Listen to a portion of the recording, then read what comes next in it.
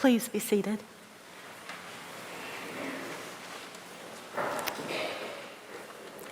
Well, March 21st has come and gone. Spring is here officially, and for gardeners everywhere, it's that time of year we live for. The trees budding and the bulbs and plants we've so carefully cultivated, or maybe just thrown somewhere as an experiment, stun us with their array of colors and textures. Just looking out the window in the morning is a gift, because everywhere nature rewards our winter dreaming and scheming over seed catalogs, our meticulous timing, planting, fertilizing, watering, and waiting. Everywhere nature blesses us with the greening of the world and the promise of new life. Now, I must admit that I am a particular kind of gardener.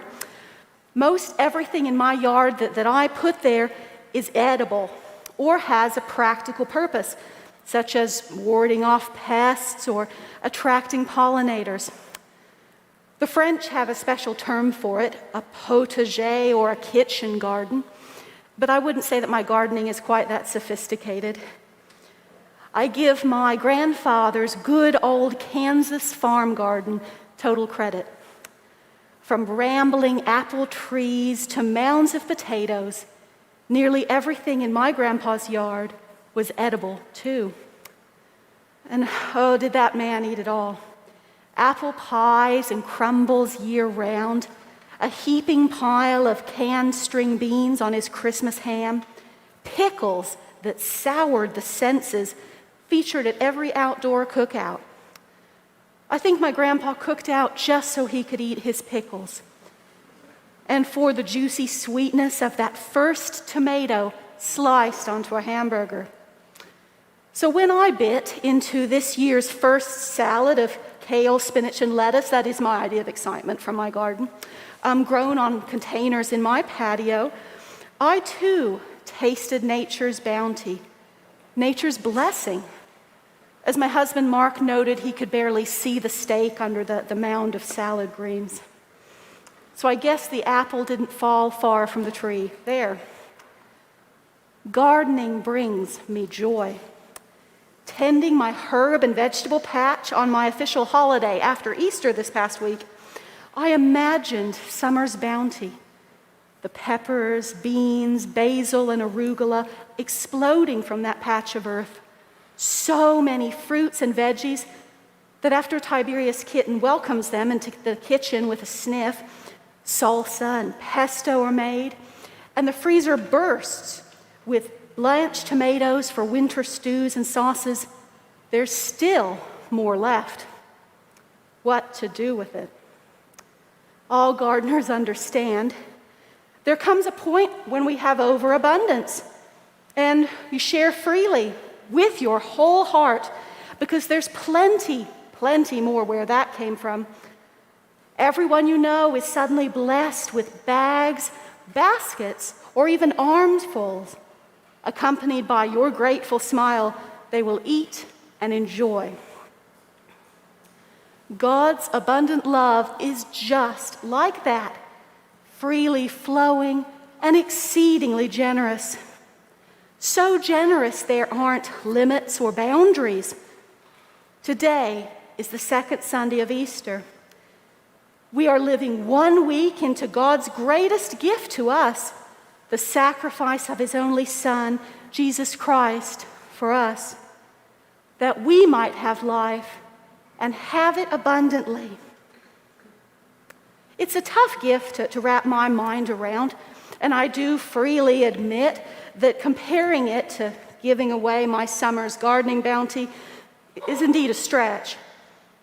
But my example makes much more sense initially than Luke's example in Acts 4 this morning, where the first Christians generously share all that they have with the apostles almost immediately after hearing the good news of Jesus' death and resurrection.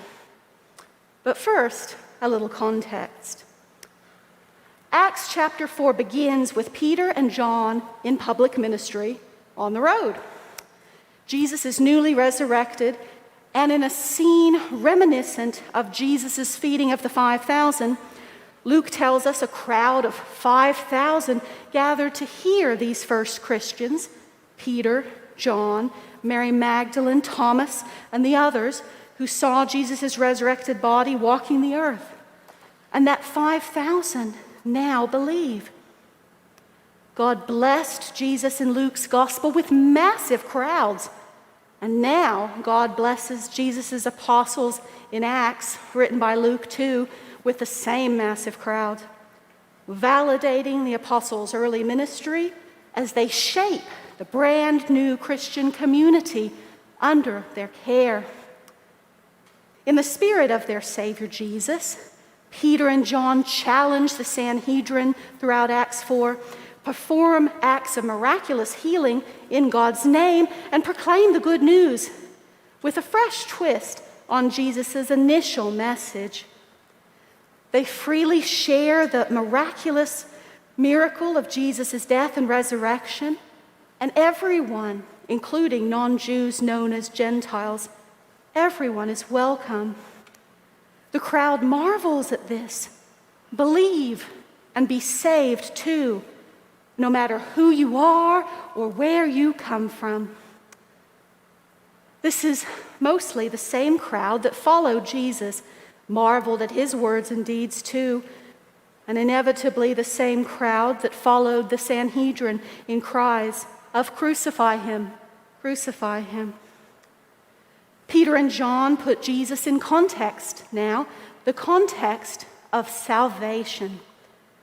There is salvation in no one else, for there is no other name under heaven given among mortals by which we must be saved. The generosity of that offer isn't lost on the crowd. Some of them don't just stay and postpone their business in town that day. They engage, they pray, and as we transition into this morning's passage from Acts, they invest all they have.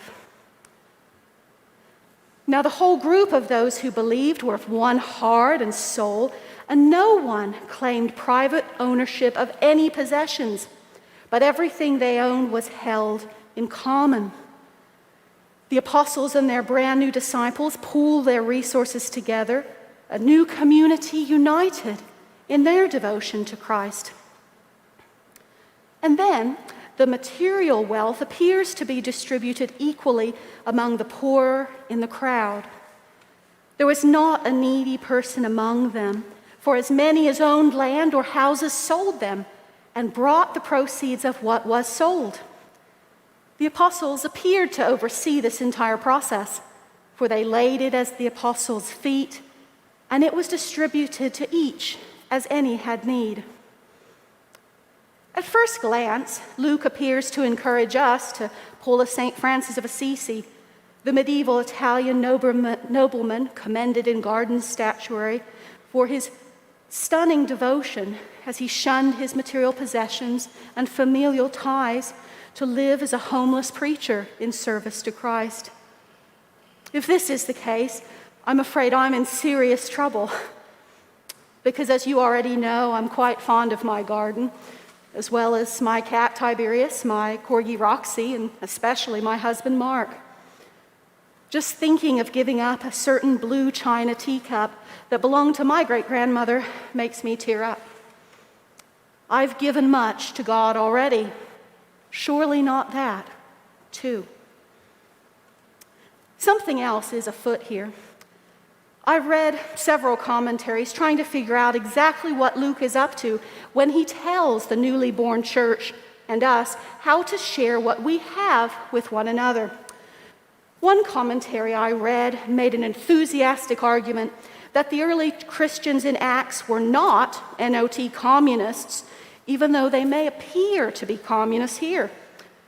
They had a very different socio-political system in first century Roman Judea than we do in 21st century America. And no comparison here was far, so why try to understand? And that wasn't good enough for me. I always have questions, as you all know. Another commentary assured me that Christians cannot share too much and can always share more, which I found hardly helpful.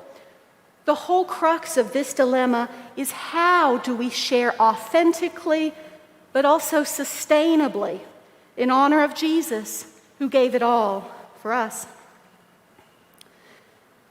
Jesus already suffered and died for us.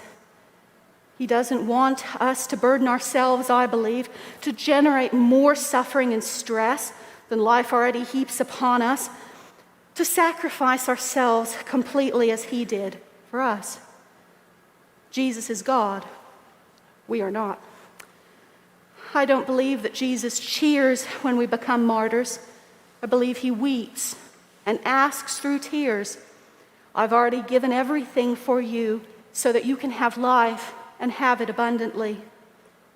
Did you have to suffer too? Then it struck me.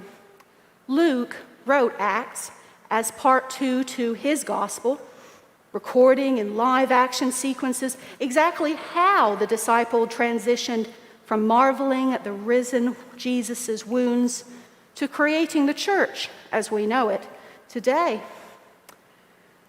What if Luke is, well, being Luke here, teaching us how God works in the world by using an example that turns our world upside down? This is, after all, the Luke who recorded Jesus using parables, such as the prodigal son and the Good Samaritan, that can be initially confusing.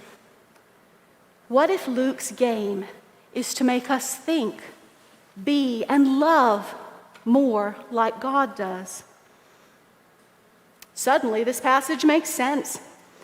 God's love knows no boundaries. God's love shares and gives freely without limits, ensuring that everyone has what he or she needs to be nurtured and fed. Of course, Christians will love differently in God's image and likeness as they did before they experienced God's love. We believe in a generous God, and God's generosity transforms how we love, share, and give. Indeed, God's love in action is so unlike any other kind of love, it warrants its own special word. The word Luke uses for the first Christians giving so selflessly here in Acts 4 is the Greek charis, which made it over into English from Latin as grace. A word that kind of fits my summer gardening analogy, for grace means abundant generosity. But here with a neoclassical twist of harmony and balance in relationships, and balance to the whole world. Only God's love can do that, or God's grace, that is. God's grace inspired the first Christians to share what they had with each other, to feed and clothe their neighbors in need, and to generously lay their gifts at the feet of the apostles, their ministers, who would give and share even more freely in God's name and for God's glory. God's grace inspires us, too, to share what we have with those we love, as well as with those we've never met, to feed and clothe our neighbors in need, and to generously lay our gifts at the feet of others who will share and give even more freely in God's name and for God's glory. Luke is so dramatic with the disciples' generosity in Acts 4, in my opinion, because he's attempting to reflect in human terms what it would be like if human beings truly gave and loved as God did. Indeed, we aspire to do so, and with our love, with our charity and acts of generosity, over 2,000 years since Peter and John stood in front of that crowd of 5,000 first Christians, inspiring the church to give, our church lives on, resurrected, refreshed, and renewed. Sure, we all have doubting Thomas moments when we deny God or are slow in doing what we know God's calling us to do, but that's because we're human. By and large, we Christians have been and continue to be generous as inspired by Jesus, the apostles, and indeed each other. How we abundantly give may differ, but that's only natural, for God sure didn't make us the same, and circumstances beyond our control haven't given us all the same situation in life. This Easter season, we bask in the gift of God's grace, generously shared with us in Jesus' sacrifice on the cross. God's love, God's grace is generous, it is abundant, and it fuels and renews all of creation. So just in case you'd like to play around with gardening this spring, don't forget the seed packets from the Kansas City Community Garden that were your devotion for Easter in the Holy Week to Go bag. A container, some potting soil, and following the directions are all you need for a splash of nature in your home as you reflect on Easter's abundant love and how that love transforms your life and the world. The best part, you may even have so many flowers that you give them away with a special smile, knowing that your gift blessed your neighbor as it first blessed you.